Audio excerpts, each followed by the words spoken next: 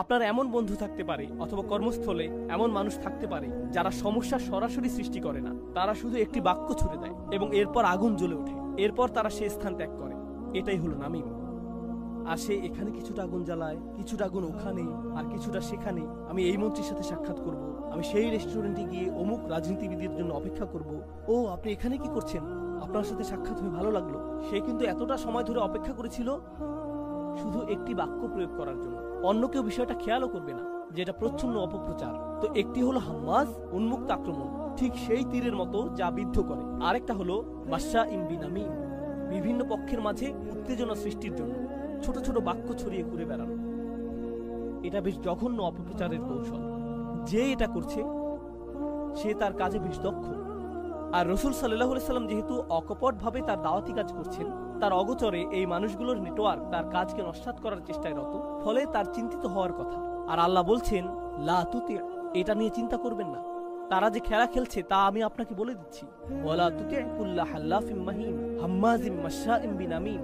আর তাদের প্রকৃত অবস্থা আল্লাহ জানাচ্ছেন, মান্নাইল লিল খাইর মুতাদিন আথিম। তারা বলে বেড়ায় যে আমরা দেশের কল্যাণ কামনা করি, আমরা আমাদের জনগণের নিরাপত্তা নিশ্চিত করব, আমরা জাতীয় স্বার্থ রক্ষা করতে চাই।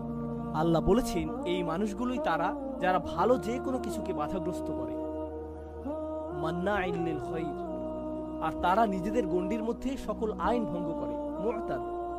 আর তারা প্রতিনিয়ত পাপের মধ্যে আছে, প্রতিনিয়ত অন্যায়ের মধ্যে রয়েছে। এরা হলো সবচেয়ে খারাপ ধরনের মানুষ। মান্নাইল লিল খাইর মুতাদিন আথিম। একই সাথে এটা বর্ণনা করছে যে এই লোকগুলোর মনে অন্য কারো প্রতি শুভকামনা থাকে না, বরং তারা কল্যাণের ক্ষেত্রে বাধা হয়ে দাঁড়ায়। তারা কোনো ধরনের কল্যাণের প্রসার করতে দেয় না। আর এই সবগুলো উল্লেখ করে আল্লাহ বলছেন, উতুল্লিন বাদা যালিকা জানিম।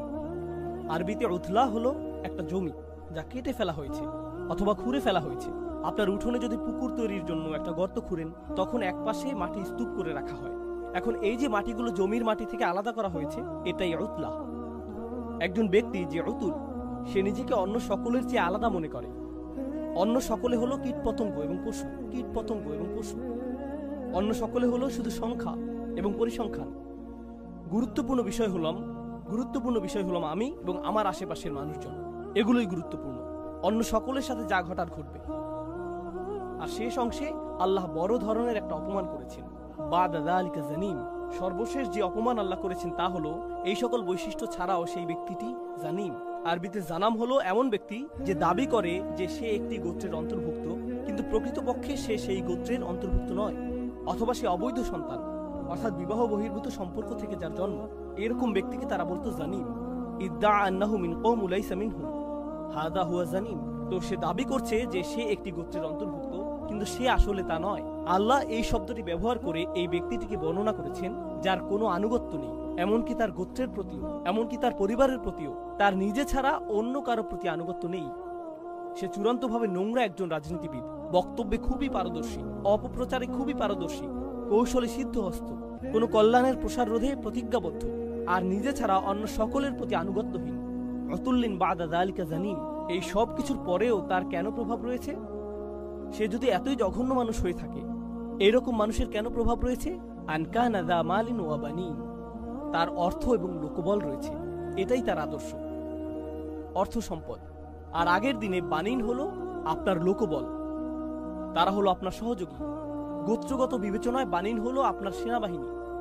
যেমন প্রাচীন সময়ে ইয়াকুব আলাইহিস সালামের সন্তানেরা নিজেদেরকে উসবাহ বলে আখ্যায়িত করেছিল, তাই না? নাহনু উসবাহ, কারণ তারা গৃহের সেনাবাহিনী, তারাই গৃহের নিরাপত্তা রক্ষী। আধুনিক সময়ে বানিন অর্থ শুধু এটা না যে আপনার সন্তান সন্ততি রয়েছে। আধুনিক সময়ে বানিন হলো আপনি সামরিক শক্তির অধিকারী, পারমাণবিক শক্তির অধিকারী, ট্যাঙ্কের অধিকারী, আয়রন ডোমের অধিকারী। এগুলো আপনার বানিন। আর আপনার অর্থ সংস্থানকারী উৎসও রয়েছে। আনকানা দা মালিন ওয়া বানিন, শক্তির অধিকারী, অর্থের অধিকারী। অর্থ থাকলে সত্য আপনার সাথে থাকবে। এটা আল্লাহর মূল্যায়ন সেই ধরনের মানুষ সম্পর্কে রাসূল সাল্লাল্লাহু আলাইহি ওয়াসাল্লামকে যাদের মোকাবেলা করতে হবে। কিন্তু কোরআনের বিচক্ষণতা হলো আল্লাহ বলেননি যে উতবা ইবনে রাবিয়া থেকে সতর্ক থেকো, ওয়ালিদ ইবনে মুগিরা থেকে সতর্ক থাকো। না না না, কুল্লা হাল্লাফিম মাহিন। কুল্লা অর্থ এরকম প্রত্যেক ব্যক্তি থেকে যে এটা এটা এটা করে। আর সূরা কলামের শুরুতে এই বৈশিষ্ট্যগুলোর উল্লেখ করে আল্লাহ গোটা বিশ্বের মুসলিমদেরকে প্রস্তুত করেছেন নোংরা রাজনীতিবিদদের সম্পর্কে এবং তাদের নোংরা কৌশলগুলো সম্পর্কে। যা সামনে এসে তারা তাদের আনুগত্য প্রদর্শন করে। তাদের কোনো ধর্ম নেই একমাত্র অর্থ এবং ক্ষমতা ছাড়া, এছাড়া কোনো ধর্ম নেই।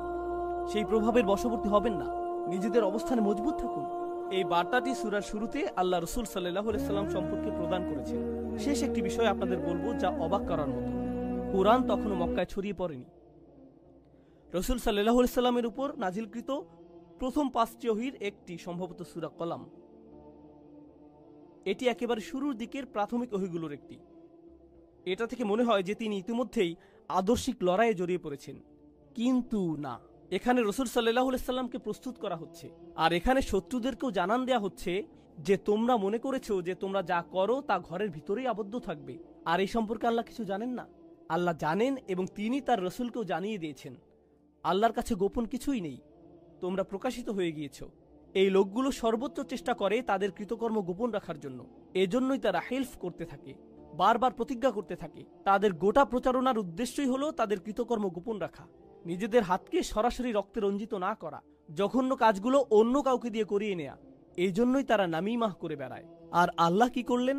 আল্লাহ তাদের প্রতি আঙ্গুলি নির্দেশ করে দেখিয়ে দিলেন। তিনি সকল আবরণ, সকল অপপ্রচার, সকল ধূম্রজাল দূর করে দিলেন, যার পেছনে তারা লুকিয়ে থাকত। এটাই আল্লাহর কিতাবের শক্তিমাত্রা, যে এটা শয়তান এবং শয়তানের বাহিনীর কৌশলকে এমনভাবে প্রকাশিত করে দেয় যা শুধু আল্লাহর পক্ষেই সম্ভব।